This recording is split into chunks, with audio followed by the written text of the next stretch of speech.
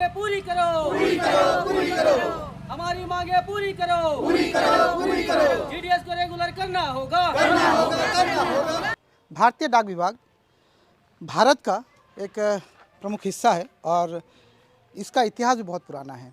इसकी विश्वसनीयता और इसकी कार्यप्रणाली पर हर कोई विश्वास करता है और इसी विश्वसनीयता के साथ डाकघर आज विभिन्न क्षेत्रों में अपनी सेवाएं दे रहा है। इस डाकघर के बारे में हर कोई जानता है, पर गांव के अंतिम व्यक्ति तक इस डाकघर की सेवाएं पहुंचाने वाले जीडीएस से और उनकी मांगों से मैं आज आपको रूबरू कराऊंगा। नमस्कार, मैं राजेश शालदार, आप छत्तीसगढ़ बाइस्कोप देख रहे हैं और आज देख रहे हैं कि यहाँ पर अनिश्चितकालीन हड़ताल चल रहा है और यहाँ पर जितने भी साथी हैं वो ग्रामीण डाक सेवक है, यानी जीडीएस है। इन जीडीएस की भूमिका क्या होती है डाकघर में, इसको आज हम सबसे पहले समझेंगे। हमारे साथ यहाँ पर जीडीएस भाई सहारे जी है। सहारे जी, आज आप लोग मैं देख रहा हूँ कि यहाँ पर अनिश्चितकालीन हड़ताल पर है, क्या कारण है, क्या मांगे हैं? देखिए, मीडिया के माध्यम से मैं फिर से बताना चाहूँगा कि आज के डेट में जीडीएस लोगों को केंद्र सरकार जो है टोटल शोषण करके रखा हुआ है। क्योंकि 4 घंटा ड्यूटी आज कोई भी लीगल नहीं माना जाएगा। 4 घंटे में किसी प्रकार का काम नहीं हो पाना संभव नहीं है। 8 घंटा का ड्यूटी हमारा होना चाहिए, यही हमारा प्रथम मांग है। क्योंकि गाँव में हम लोग हर तरह का सेवा शासन के जो केंद्र सरकार का जो विभिन्न प्रकार की जो योजना है, चाहे सुकन्या समृद्धि योजना हो, चाहे महिला सम्मान निधि हो, या फिर प्रधानमंत्री जीवन ज्योति बीमा योजना हो, या डाक जीवन बीमा हो, आरडी, टीडी, इस प्रकार के विभिन्न प्रकार की योजनाएं जो डाकघर से हम लोग सेवा दे रहे हैं। परंतु शासन सरकार का ये मंशा है कि इनसे मजदूरों की तरह काम करवा कर पेमेंट बिल्कुल नहीं देना है, नहीं के समान मिलता है। उसके बाद हमारे सीनियर साथी जो रिटायरमेंट हो रहे हैं उनको भी कुछ सम्मानजनक राशि नहीं मिल पाता, जिसकी वजह से उनकी आर्थिक स्थिति बहुत कमज़ोर होती जा रही है। तो ये सब का पहल के लिए हम लोग हड़ताल पे हैं। तो अभी आप लोग को कितना वेतन मिलता है? अभी महज हम लोग वही 12,000 और 14,000 के बेसिक पे सैलरी बन रहा है, जो कि बहुत ही कम है। आज के डेट में इसे चल पाना संभव नहीं है। सिर्फ 3 घंटे आप लोग की ड्यूटी? 4 घंटे की ड्यूटी। 4 घंटे की हाँ, ड्यूटी। तो ये हमारा मांग है कि भाई 8 घंटा होना चाहिए।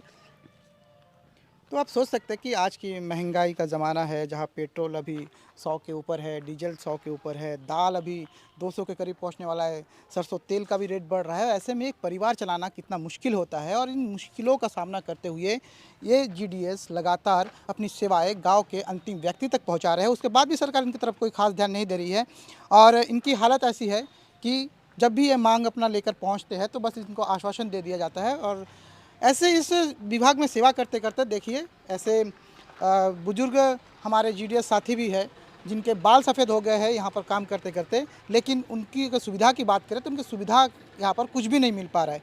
पूरे ज़िंदगी एक विभाग को देने के बाद और उस उम्मीद से कि शायद उनका कुछ भविष्य बनेगा, पर जब वो रिटायरमेंट होते हैं तो उनको कोई कुछ भी फैसिलिटी या कुछ भी पेंशन हो या एक मुश्त खासा पैसा हो, वो भी नहीं मिल पाता। आप इतने साल से सेवा दे रहे हैं? ये 35 साल हो गए मेरा। तो मेरा पहले भी उन लोग जो थे सीनियर, उन लोग 40 साल 42 साल तक सर्विस में था। वो निकालते समय उनको कुछ नहीं मिला। 1,20,000 देके रिटायर्ड कर दिया है और बाकी कुछ नहीं मिला है। अब मान जाइए 40 साल नौकरी करने के बाद में हमको 1,20,000 देके बाहर कर देते हैं, फिर बाकी ज़िंदगी हम कैसे जिएंगे? तो इस महंगाई के ज़माने में, और अभी शायद हाल ही में 2-4 साल पहले ही आप लोग का जो सैलरी है वो शायद 15 पार हुआ होगा, उसके पहले तो 7,000 8,000 सैलरी थी आप लोगों की।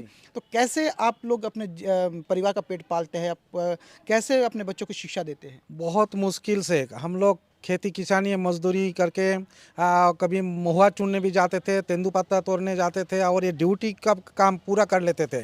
कभी कभी ऐसा नौबत आता है कि तीनों काम हमसे करवाया गया, जैसा कि पत्र लाना, ले जाना और वितरण करना, बीपीएम का भी काम करना, हाँ, और चिट्ठी वितरण करना, एसबी, आरडी, टीडी वो भी काम करना है, नरेगा भुगतान करना है। मतलब तीनों काम एक कर्मचारी से करवाता था और बाद में क्या महीना का सैलरी में 500 रुपये मात्र जोड़ा जाता था।